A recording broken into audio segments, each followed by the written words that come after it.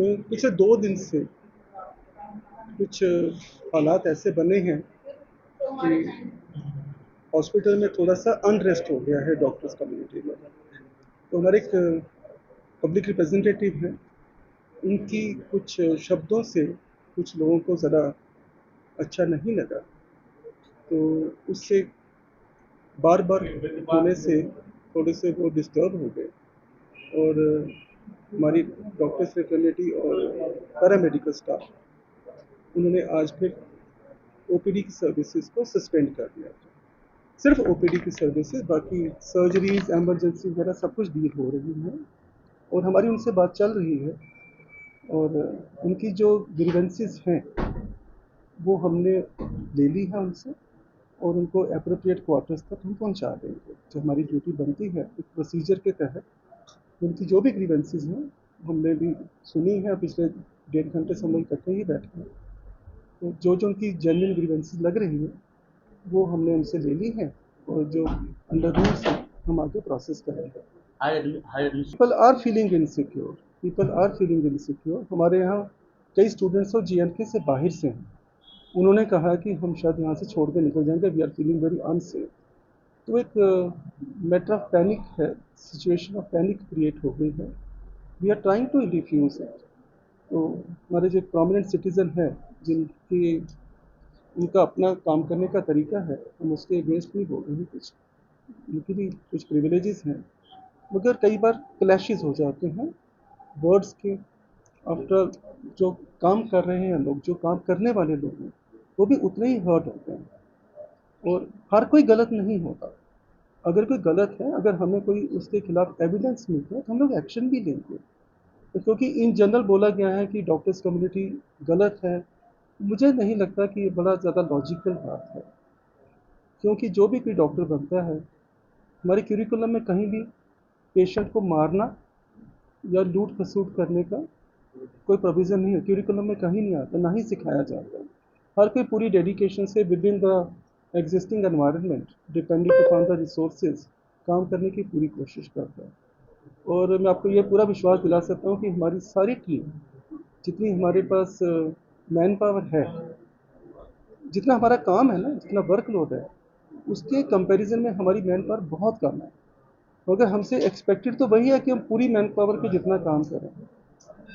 हर speciality में doctors की कमी है, सीनियर लेवल पे भी, जूनियर लेवल पे भी। तो भी जितने हैं वो कम ज़रूर है, मगर किसी से कम नहीं है। नंबर में कम ज़रूर है, मगर काबिलियत में या डेडिकेशन में किसी से कम नहीं है। अगर उनमें से कोई किसी को इन जनरल बोल दिया जाता है कि ये चोर हैं या लोगों की जान लेते हैं, तो हर्ट तो लोग फील कर। उससे क्या होता है कि पब्लिक में हमारी जो इमेज है इंस्टीट्यूशन की, प्रोफेशन की, वो बड़ी नीचे चली जाती है। जो लोगों का पेशेंट और डॉक्टर पे ट्रस्ट होता है ना, वो कम हो जाता है। और हमारे यहाँ सबसे बड़ी चीज़ ट्रस्ट ही होता है। सर काम कब तक? हमारी कोशिश है कि हमें भी रिवाइव करें। हम सारी फैकल्टी, सारे बड़े समझदार और रिस्पॉन्सिबल लोग हैं। कोई सड़क पे खड़े होकर धरना करने वाला कोई नहीं है। उन्होंने एक पीसफुल प्रोटेस्ट किया है, मुझे इन्वॉल्व किया है कि मेरे खिलाफ ही प्रोटेस्ट है बेसिकली, तो कि मैं उनके लिए हालात सुधारने की कोशिश करूँ। तो क्या इसमें कोई हुई और जो इनकी ग्रीवेंसेज है वो मैं उन तक जरूर पहुँचा करें। हमारे इंस्टीट्यूशन की ये मेडिकल कॉलेज में 6 साल पहले ही बना। यही लोग जो पेशेंट्स को ट्रीट करते हैं, यही मेडिकल स्टूडेंट्स को भी टीच करते हैं इन्हीं वर्किंग आवर्स में। इनका खाली पेशेंट ट्रीट करने का ही काम नहीं है, स्टूडेंट्स को पढ़ाना भी है, जो उनकी प्राइमरी ड्यूटी है। और पिछले 6 साल की जो मेहनत है, चाहे लोग बहुत कम है नंबर में, मैंने कहा ना नंबर में कम है, मगर किसी से कम नहीं है काबिलियत में। हमारे कॉलेज के स्टूडेंट्स जम्मू यूनिवर्सिटी में टॉप कर रहे हैं।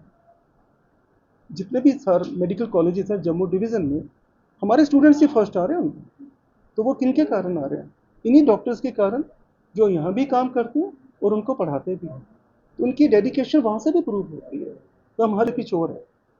बाकी रही प्राइवेट प्रैक्टिस की बात, private practice after the duty hours permitted है और वहाँ पे कोई पेशेंट देखता है, उसके बाद पेशेंट की चॉइस होती है, कुछ चाहे वहाँ जाए या नहीं, कोई उसको बुझाने नहीं चाह रहा।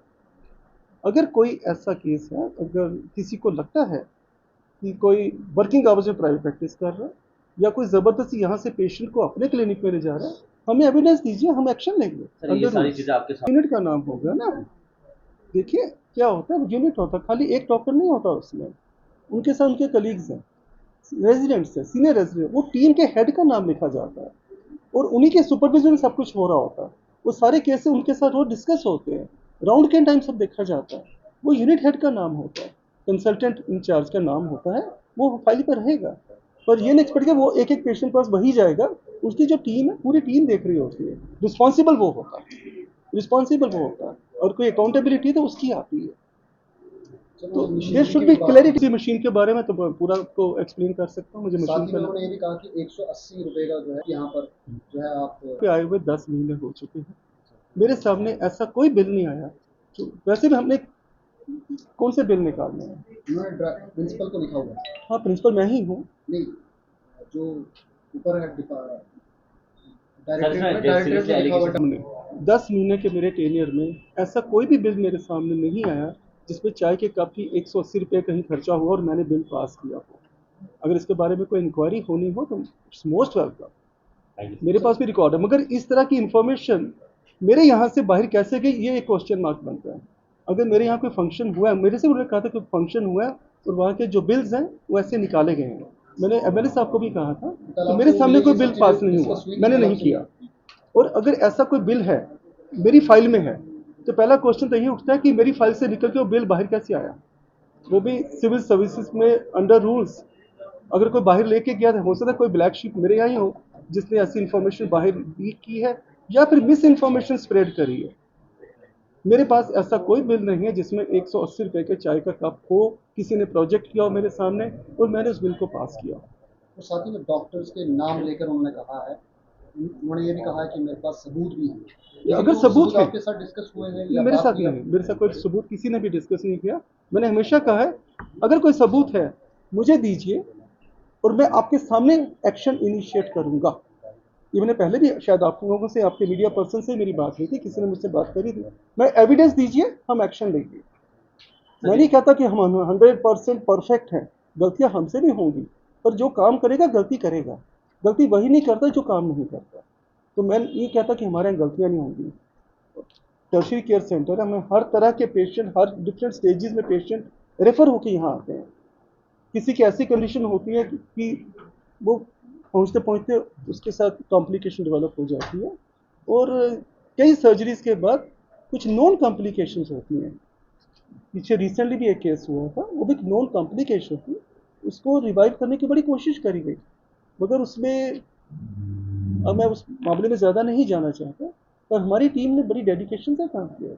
लेकिन जो आज पेशेंट पर्ची काट ली है, हाँ, अगर पहले से ही बंद था सर्विस तो पहले देखी गई एक वीडियो देखी गई जिसमें डॉक्टर्स के बारे में ये बोला गया, इनफैक्ट मैंने भी वो नहीं देखी अभी, पर जो मुझे पता चला है कि उसमें ये लिखा गया कि हम डॉक्टर्स को बाहर निकालेंगे, उनके बारे में कुछ और अपशब्द भी बोले गए।